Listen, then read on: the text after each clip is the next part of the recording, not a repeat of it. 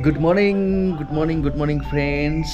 र आज चाहिँ हाम्रो यहाँबाट डिपार्चर हुनेवाला छ। हामी आज हाम्रो यो डेलो होमस्टेलाई छोडेर जाँदैछौँ र जानु त मन छैन, तर के गर्नु, सधैँभरि बस्नु सकिँदैन है होमस्टेमा। र म तपाईँहरूलाई यो होमस्टेको अलिकति टुर गराउँछु है।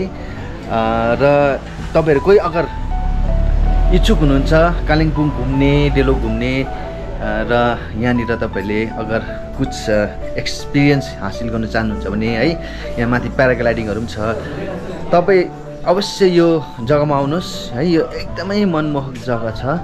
डेलो माथि डेलोको त्यो पार्क भन्दाखेरि अलिकति तल मात्रै यो होटेल छ है। यो होटेलको नाम चाहिँ हो डेलो होमस्टे।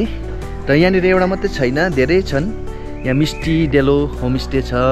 मिस्टी डेलो होमस्टेको छेउमा ब्लिस डेलो होमस्टे छ है। धेरै प्रकारको छ। तर हामी चाहिँ यो मेरो पछाडि देख्नु भएको होमस्टेमा बसेको थियौँ र एकदमै राम्रो छ। उहाँहरूको एम्बियन्स, उहाँहरूको बर्तावहरू एकदमै राम्रो लाग्यो मलाई। र उहाँहरूको साफ सुथरा एकदमै क्लिनलिनेसमा चाहिँ उहाँहरूलाई कसैले पनि बिट गर्नु सक्दैन, त्यस्तो मलाई लाग्यो। र तपाईँहरू पनि आउनु सक्नुहुन्छ। एकदमै सस्तो है, एकदमै राम्रो। तपाईँहरू आउनुहोस्, खानापिनाहरूदेखिको लिएर बस्नु सुत्नु सबै कुरो तपाईँलाई राम्रो छ यहाँनिर। आउनुहोस्, हामी अलिकति भित्र गएर पनि टुर गरौँ है। यहाँ मेरो साथीहरू चाहिँ, यहाँ चाहिँ तपाईँले रिसेप्सन भेटाउनुहुन्छ।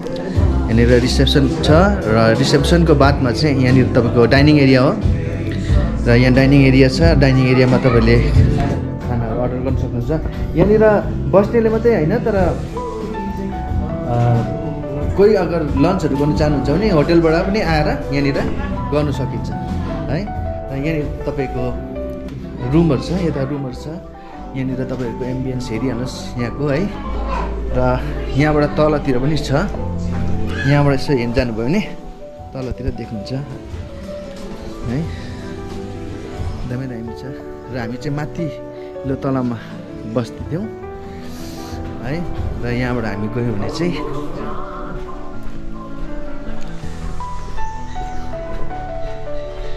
यहाँबाट चाहिँ तपाईँहरू माथि जानुहुन्छ। धेरै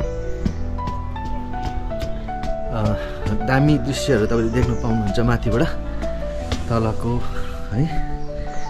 र यहाँबाट भित्र जानु छ, यो भयो। अन्त माथिबाट माथि तलामा पनि छ, यो साइडमा पनि छ, यो साइडमा पनि छ। र यसरी नै तपाईँहरूले, यो हाम्रो रुम थियो 102 रुम है। हामीले एकदमै राम्रो रुम भएको थियौँ। र तपाईँले यहाँबाट हेर्नु सक्नुहुन्छ। हेर्नुहोस्, अरू होमस्टेको दृश्य यहाँबाट देख्न सक्नुहुन्छ है। र आज बिहानै मैले यहाँको मालिक जो हुनुहुन्छ उहाँसित कुराकानी गरेँ र मलाई एकदमै खुसी लागेको छ है। उहाँ पनि प्रभुमा हुनुहुँदो रहेछ। र अर्को कुरा चाहिँ यहाँ जति पनि होमस्टे छ उहाँहरूको आफन्तहरूको रहेछ, आफ्नो दाजुभाइ दिदीबहिनीहरूको है। त्यस्तो प्रकारले उहाँहरू बसेर मिलेर गर्दो रहेछ है। र धेरै खुसीको कुरो हो। Thank you so much for watching. Till next time फिर मिलते हैं।